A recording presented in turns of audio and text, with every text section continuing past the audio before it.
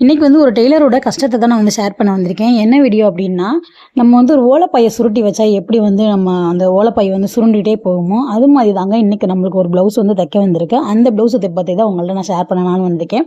இதுக்கு வந்து பார்த்தீங்க அப்படின்னா, சைனிங் பார்த்தீங்க அப்படின்னா நல்லாயிருக்கு. மற்றபடி பார்த்தீங்க அப்படின்னா, அந்த திக்னஸ் அப்படின்றது ரொம்ப லேசாக இருக்குது. அதேமாதிரி பார்த்தீங்கன்னா, அந்த தண்ணியில் போட்டோன்னே பார்த்தீங்கன்னா, அந்த சேலை வந்து ரொம்ப வந்து உழைக்காது. அந்த அளவுக்கு தான் இந்த துணியோட பிராண்ட் வந்து இருக்குது.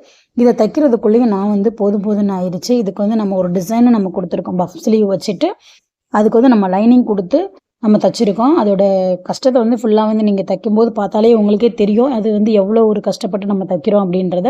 ஆனால் தச்சு முடிச்ச பின்னாடி பார்த்தீங்கன்னா, அந்த லைனிங்கோட சேர்த்து நம்ம தைக்கும்போது நம்மளுக்கு அந்த டிசைன் வந்து லாஸ்ட் வரும்போது ஃபினிஷிங் சூப்பராக வந்துருச்சு.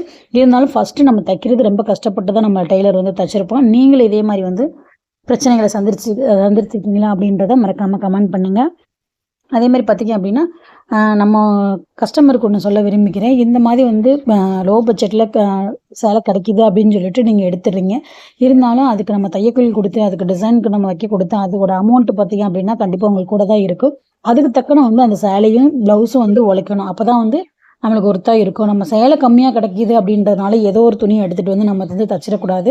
அதுக்கு தான் வந்து சொல்கிறேன். இதே தண்ணியில் போட்டிங்கன்னா டக்கு டக்குன்னு உங்களுக்கு ஒரு 2 வாஷ்லேயே பார்த்தீங்கன்னா அந்த சைனிங் வந்து போயிடும். சைனிங் போகிறத விட பார்த்திங்கன்னா அந்த துணியானது வந்து ஒரு மாதிரி நொச நொசன்னு ஒரு மாதிரி ஆயிரும்.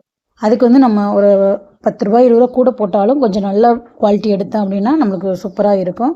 இதே மாதிரி உங்களுக்கும் தைக்க வந்திருக்கா அப்படின்றத மறக்காமல் கமெண்ட் பண்ணுங்கள். இதுக்கு வந்து நம்ம பஃப் ஸ்லீவ் இந்த மாதிரி வந்து பஃப் ஸ்லீவ் வச்சுருக்கோம்.